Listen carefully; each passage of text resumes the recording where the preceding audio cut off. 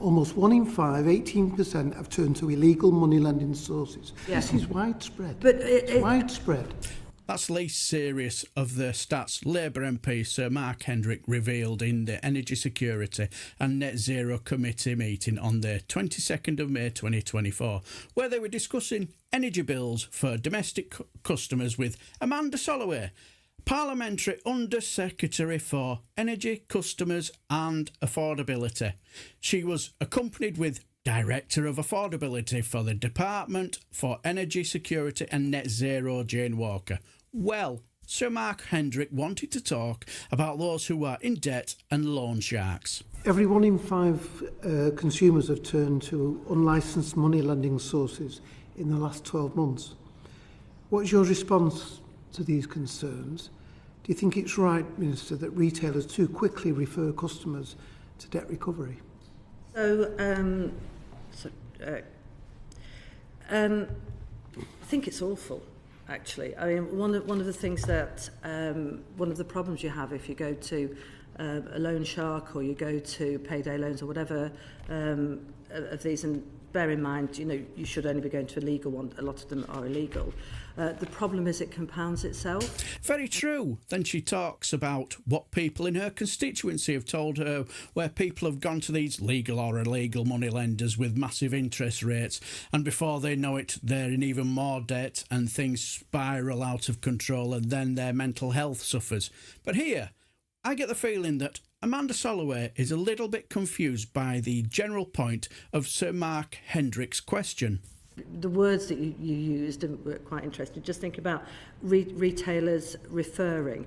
I mean, I don't know if that's the case. And in your question, perhaps you just say the line again is. Well, I mean, the general point is consumers are going to loan sharks, and obviously, some are going to supposedly reputable companies that are only keen to pass on those debts to bailiffs as quickly as possible.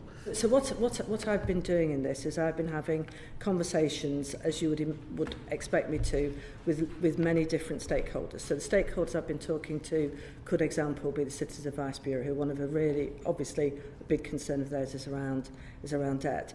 I had a meeting with all of the suppliers last week. Amanda Solloway then said she talked to suppliers about standing charges and finding solutions there and how suppliers could help in supporting customers. While she spoke about customer services could play an important role, as well as accepting that her department have also a responsibility to stop people getting into debt in the first place, she then came up with a good point as to why people who are in debt in the first place first turn to these legal or illegal money lenders instead of contacting customer service or suppliers. But getting that message to people is really difficult because it's embarrassing when you get into debt. As a child, I was in that position myself where my parents were just embarrassed to get help, and that's why I always try and make sure that we are doing something to support people. Well, obviously, in terms of the standing charge, we've just been discussing that obviously with Ofgem, but I'm on about the minister responsible for the customers themselves. Yeah. You talked about speaking to different people, maybe suppliers or other people. Do you not think that there's an active role for government in trying to prevent this, in terms of possibly new legislation? Absolutely. I mean, that's one of the things we have been doing. So if you think about, for example, let's say the cost of living. I mean, we've got the cost of living payments that have been. You've seen there's been paid disability payment, warm home discount, which has been incredibly helpful. But also, Amanda Solloway made a suggestion about something like a customer protection package that could be like a price comparison tool to help people, and she used her beloved father as an example. I mean, just really interestingly on that, I mean, I always think of my dad. He's 90 this year as an example, and one of the things that he does is he goes and he gets money out of the bank and he walks along the road, well, not walks, goes very slowly along the road to pay his bill for to British Gas or whoever it is, and that costs him more. That actually costs him more to do it. And, you'd think I would be saying that. Respect, Minister, you're describing the problem, but you're not telling me what you think the government should do. Now, just a second. Yeah. Use two good words there, consumer protection. Yeah. And, particularly, so that implies legislation. Now, the specific question I asked you, retailers too quickly referring customers to debt recovery. Now, do you not, for example, as part of consumer protection, think it might be a good idea to say that firms will not refer to, let me finish, firms will not refer to debt recovery agencies within a certain period to give people who are struggling a chance to actually find that debt recovery method through cash, through legitimate means, rather than going to loan sharks, for example. So what about the government being proactive rather than just talking to people and saying it is terrible? Well, there are very specific... No, you go. I'll come back. Yeah, go. I mean, there are very specific rules that Ofgem have on suppliers. So if people are struggling, then the supplier has to work with that customer to create an able to pay repayment plan.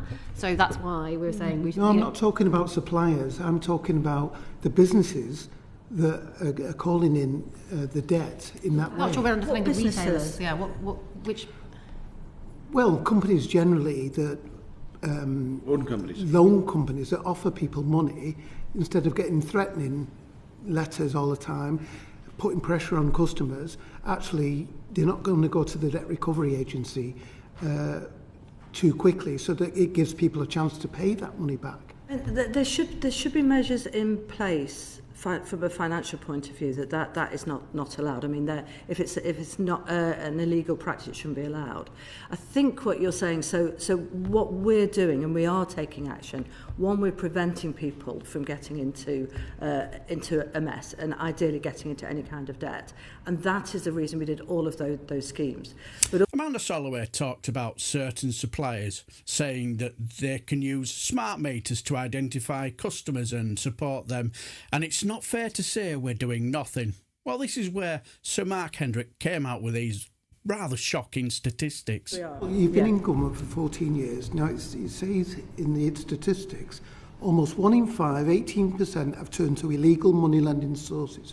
Among younger households in debt, the situation is even worse, with a quarter of under 35s and a third, 32% of customers aged between 35 and 45, turning to illegal money lending. Now, you're talking about your father walking down the road, checking this and checking that. Yeah. This is widespread. But it's widespread.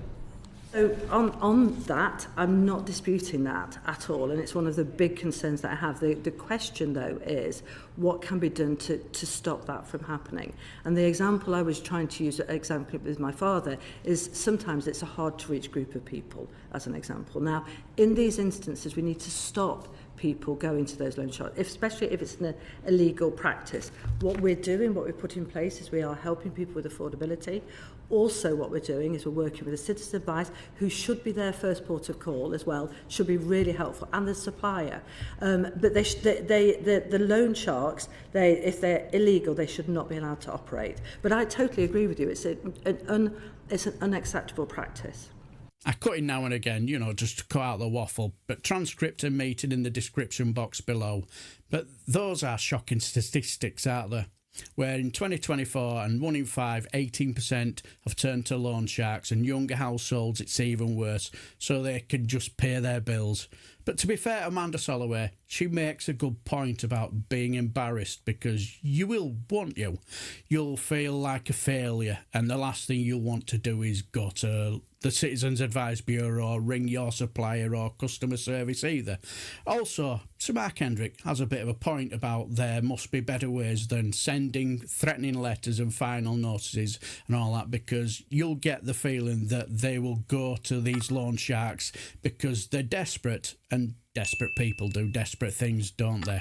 Anyway, let me know what you guys think, and I shall just bid you farewell. Or have a lovely weekend and take care, my friends.